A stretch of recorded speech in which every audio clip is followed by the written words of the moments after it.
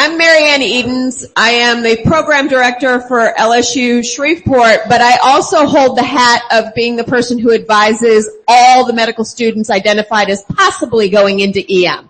So I hold both hats.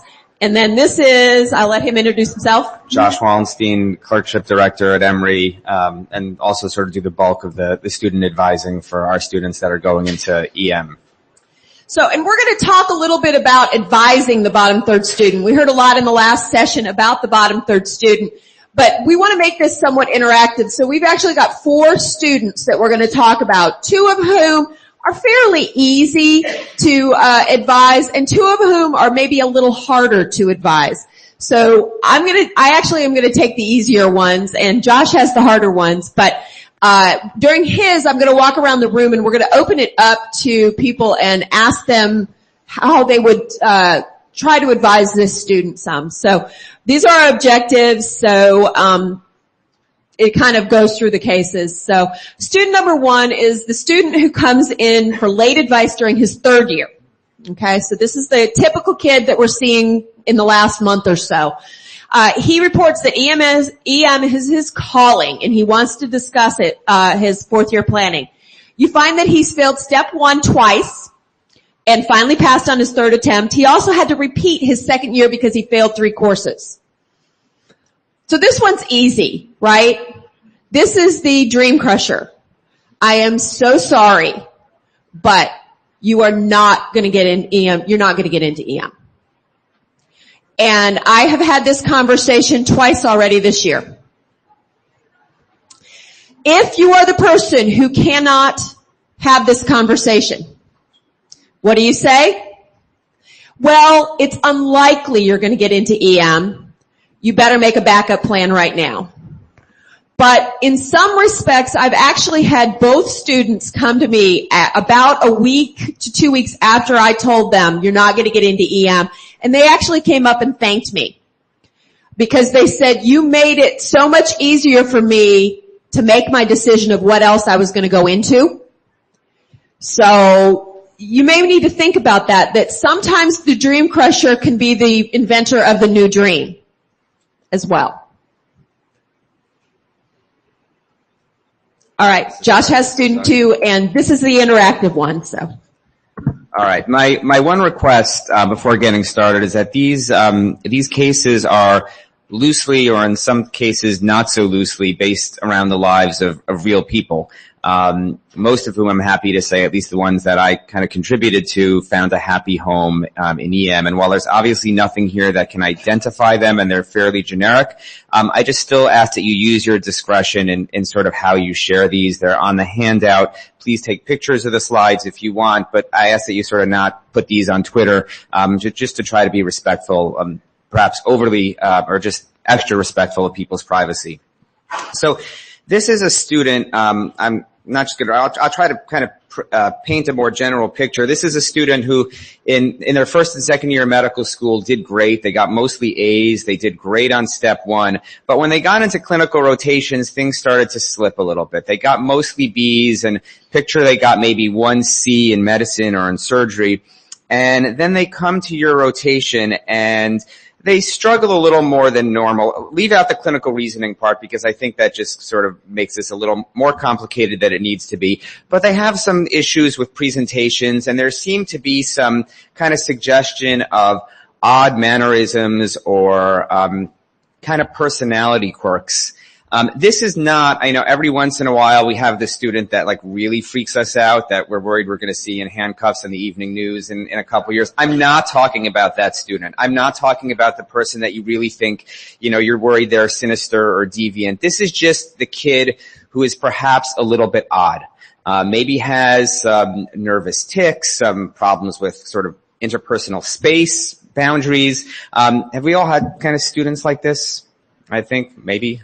On the maybe program director side, this is when you get a slow where kind of everything looks okay, maybe not great, but someone who did okay in the clerkship, maybe got a pass, even a high pass. You get to the 2nd page of the slow and everything is maybe right in the middle, but then all of a sudden you get to those last kind of two key questions of overall ranking and where they'll be on the match list, and all of a sudden they're in the lower third, and there's not a whole lot of explanation in their narrative. So that's kind of the picture of the student or the applicant that I think we've all seen. What do you guys do?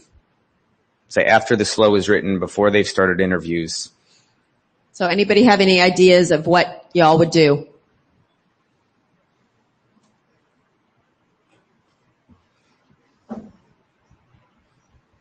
If it's a mannerism, personality, fit thing, I think that fit is something that the PDs are going to look on with a lot of really kid gloves. They're going to be very careful about someone who doesn't fit well. So I'm going to recommend a backup specialty, and based on the student's preferences. Go ahead. Do I know anybody at another program who this kid might fit with? Let's say he's a little bit more quiet, but I know somebody who likes a little bit more quiet folks, and I advise him to go. Our next, let's just say for clarification, this is beyond, our next case is a student who's a little quiet. This is someone who, a little, again, not deviant, but a little odd, more than just quiet. Think of it as mannerisms, tics, vocal intonations, things that kind of maybe get in the way of communication.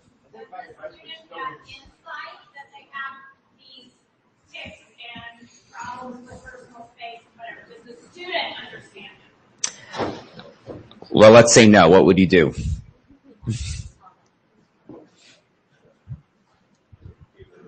I don't want to answer that. That's your job. So, all right. My conflict of interest is that I have a brother on the spectrum, and he's weird. All right. He's brilliant, but he is weird. He is that kid who is stellar and is going to get an A on any test that you give him. But when you put him in a stressful, chaotic environment like the emergency department, he's going to struggle, like really struggle. He is a mathematician. If any of you guys know mathematicians, they're real weird. So he does real well there. Okay. So you know what? His colleagues, they don't care that he's weird. And I hope I don't offend anyone, but in EM, I think it is hard for real weird people to deal with the days and the ins and outs and the struggles and the chaos and the personality disorders that we all manage in all of our consultants. I would probably advise this kid to go into something else. Maybe pathology. Because they're weird. Go ahead. So I've had this student a couple of times. It's not even, private. And it's hard because it is hard to tell somebody your personality is a problem. Luckily, they don't do as well clinically in emergency medicine. So I've framed it in the, your scores in emergency medicine were lower than your peers. And so our letter's not going to be as strong. We're happy to write that. I have advised all of them to have a backup plan, kind of encouraged them to go into other things, but when they say they really want to do it, have been very firm about backup plans, and half the time they've ended up in the backup plan, half the time they've matched. But I think it actually is easier when their clinical scores aren't super to be able to. So we'll do two, just for the sake of time, we'll do two more comments, then we'll move on to the next case. But thank you. I mean, I think some students are naturally introspective, and some of them our greatest role is to help them recognize the things about themselves that may be a good fit or may not be a good fit. So I think I would open the discussion with the student, but that's great that you're interested in EM. What aspects about yourself do you think are really good fits for EM? Is there anything about yourself that you think may not be a great strength for EM? And sort of have them maybe realize that their strengths don't line up necessarily with what they're going to need to succeed, and then maybe help them find something where they do align a little bit better and just sort of help them get there themselves as opposed to sort of imposing it on them. I don't know who the student is, but when you say tics and vocalizations and stuff, I immediately think the kid has Tourette's, right? And so do they have a diagnosable thing? I think if I had comments like that, I would talk to them about, is this a thing? And then that is something that you can address with them, is this is going to get in the way, especially if it's a pathologic diagnosis, neuropsychiatric diagnosis. Address with them. So how are we going to work with this? How are we going to deal with it? Because it is quite frankly going to turn people away unless they unless you address it up front. And so I again am a huge believer in the backup plan for students that I'm concerned about, but I also would address this head on with them, I think, especially if it was tics and verbal.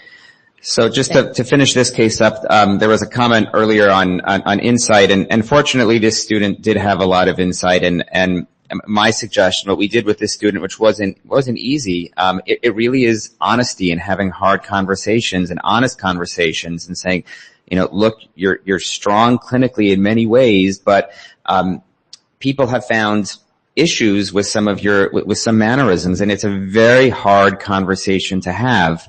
And you do have to be careful because there are some disability issues that you have to be very sensitive to. Some of this has been mentioned may be related to either diagnosed or undiagnosed mental health issues. But we were able to really have honest conversations with the student, point out the specific behaviors that were noticed. What we actually did with this student is we all use OSCEs. Our students have the ability to look at their OSCEs at any time. We went through some of his OSCE encounters with him. We pointed out those behaviors. And again, it has a happy ending. There were certainly bumps on the road, because the student did struggle with interviews, but I think largely because the student did have insight, we were successful.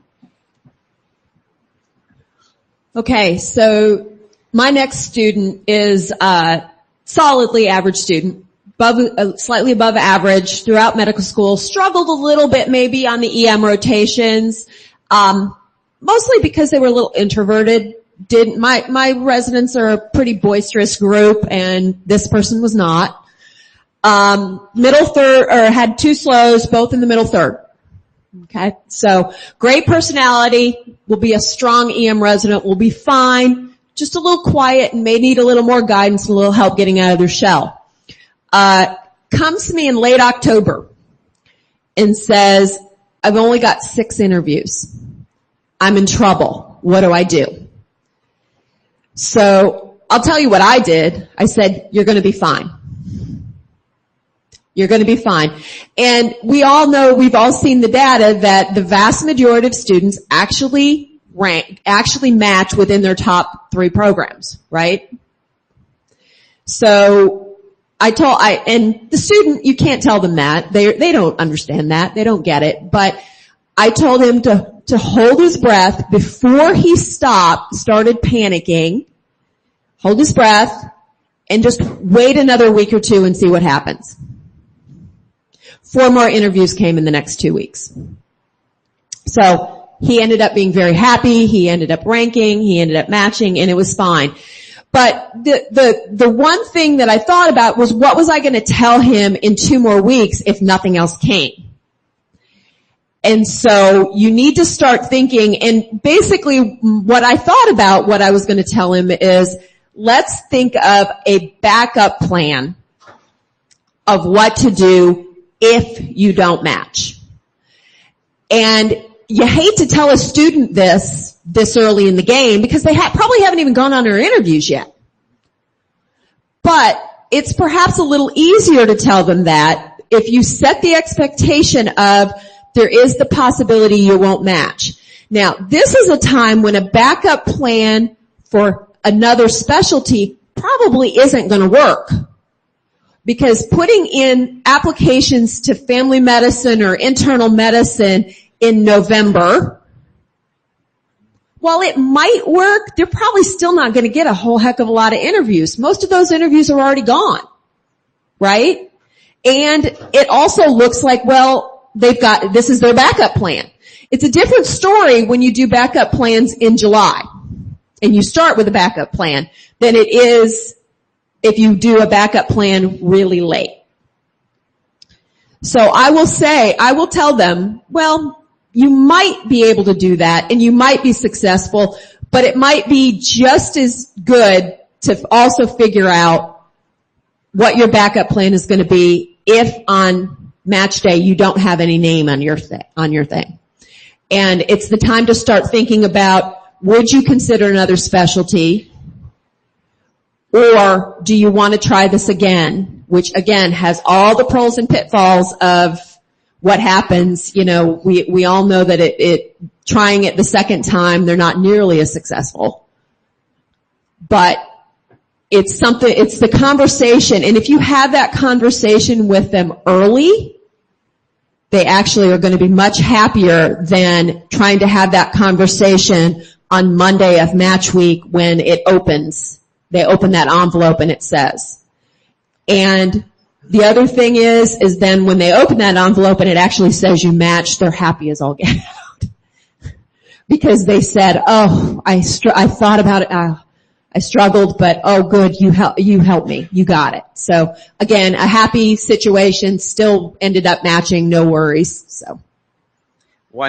Just one last comment on that, before going to case 4.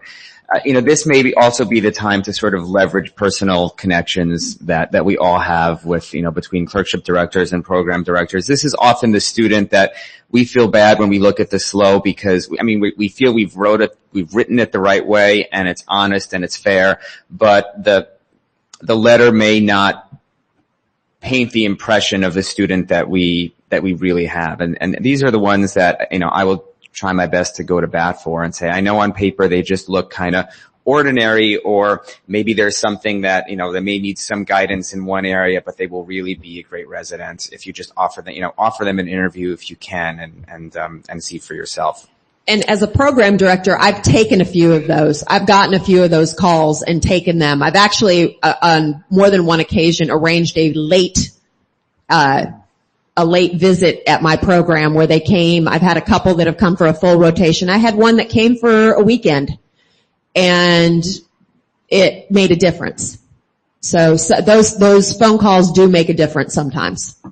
Tommy, do you guys have any kind of guidance for how often is too often to do that? When do we cross the line with abuse? I'll do that a couple times a year too, but when the third person walks up, I start to think, I don't know that I want to keep pushing my luck on this. I think you have to really pick the person you're doing it for, that it has to really be that kid that is going to be a superstar, but is not getting the chance. And it can't be, it can't be that kid that you're like, I really like him, but he really struggled in the department and I don't know. If you're thinking that's because you're right. Once I hit 4 or 5 of them, it's a problem. Sometimes you can find those late rotation opportunities on the CDM website. A friend of yours who you know works well with quieter students can take him for a couple of weeks or a month. Okay. A good audition rotation in a place that likes you. You really only need one place if they really like you. I think we'll take Doug's comment and then move on to student just 4. in response to that, I was going to say, I don't think it's how often. I think it's how well that student works out. And I would say, if you call me and you send me that student, you need to follow up and just say, hey, how did that kid work out for you? Is my sense of his fit for your program on target, or was I way off base? Because if you send me a kid that turns out to be no good, I'm going to say, nah, I don't think I'm going to take any more from Tom.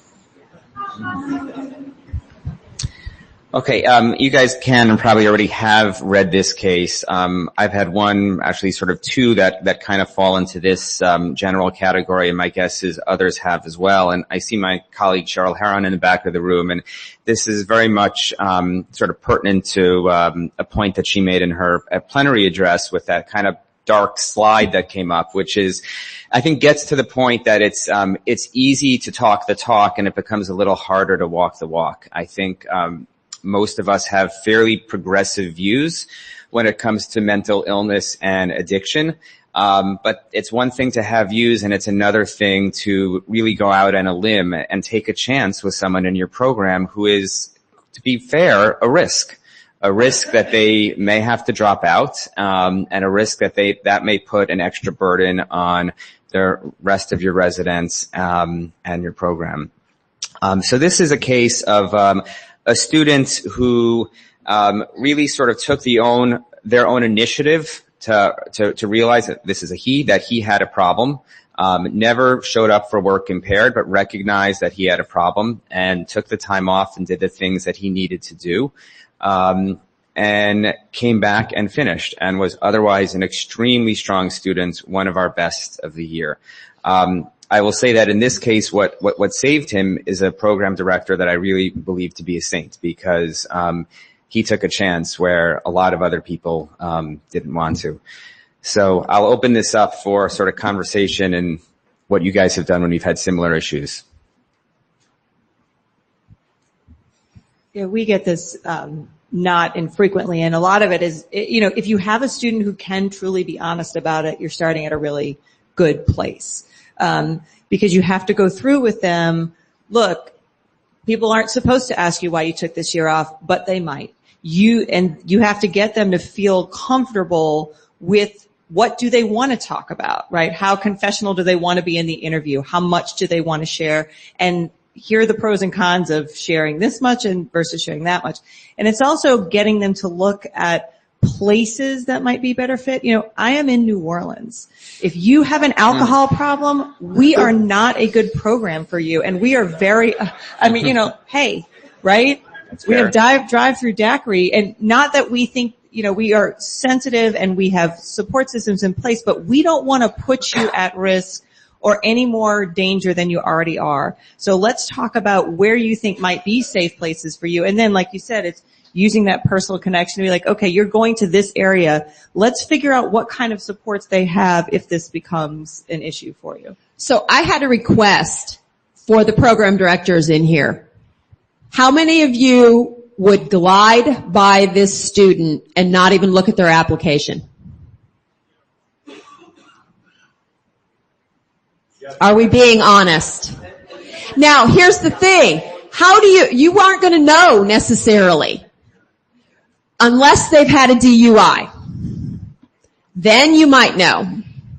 And I'm going to be perfectly honest as a program director. On mine, if they have one DUI, I'll look at them. If they've had 2 alcohol-related incidences, I probably won't. They're too much of a risk. Other comments? Go ahead.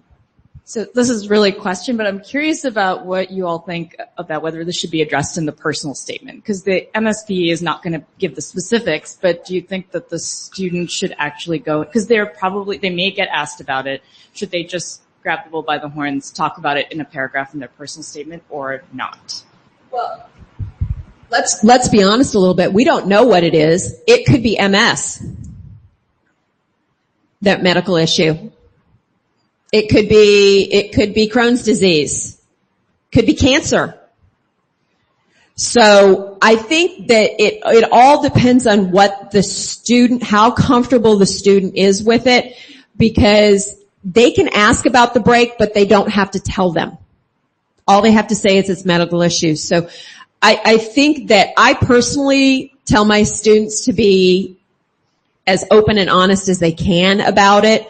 And that if you are open and honest and own up to it and say, but listen, I haven't had a drop of alcohol for 2 years, then that may make a difference. So. And another very related issue is, what if it wasn't alcohol? What if it was drugs? What if the person had a prescription drug issue in the past and it comes up that they ended up in rehab for that reason? And if you do train that person, can they even get a DEA license? Can they practice? And so maybe if someone is prone to using sort of these inadequate stress coping mechanisms, then maybe our super stressful job is not a great fit. And it seems like for this student, the guy was great in emergency medicine, did really well. But there is that question of if you are prone to these issues, maybe you shouldn't be around all of these really high risk drugs, and in this really stressful environment, it might not be a great fit. And I think as the advisor, it's probably time for a really honest conversation. And if you do have drug issues, you probably can't get a DEA. So we only have minutes for a couple more comments, so I'm going to try to move to the back. Real quick question about the legal aspect of this.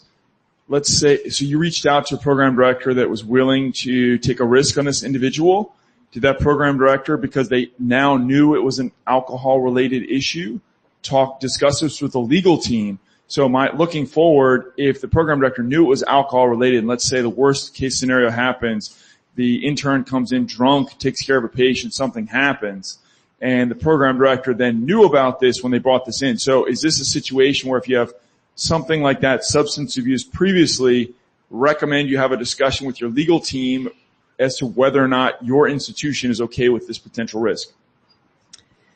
I don't have the answer to that question other than to say that we all know that there are impaired physicians that have gone through treatment that are practicing. And, there's always that risk of relapse.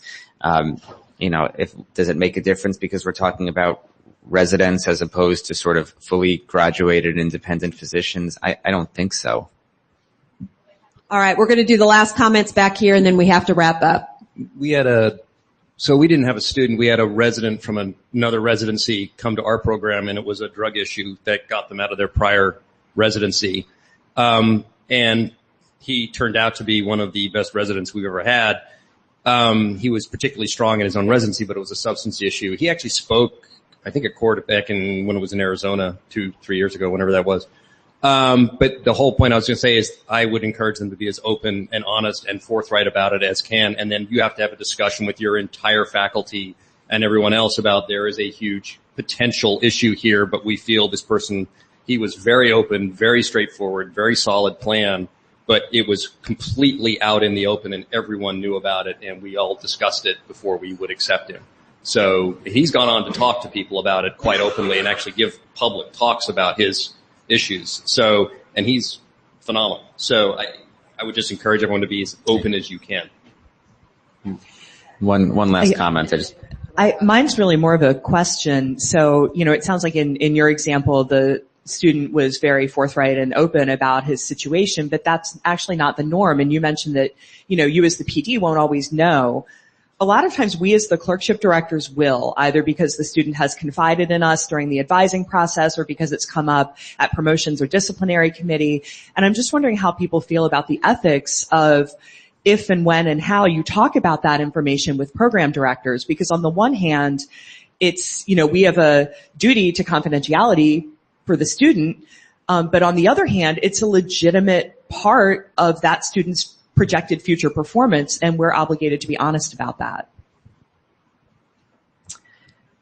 Any thoughts? Any quick last thoughts on that one? I personally, I'm actually, because I hold both hats, I know both sides, so it's not hard for me.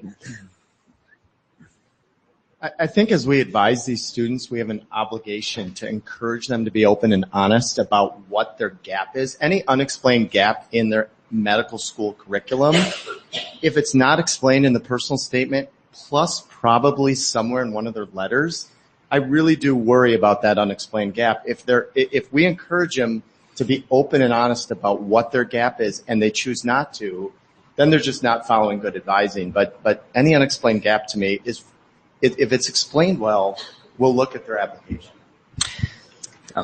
One last, Dr. Herron in the back for one last comment.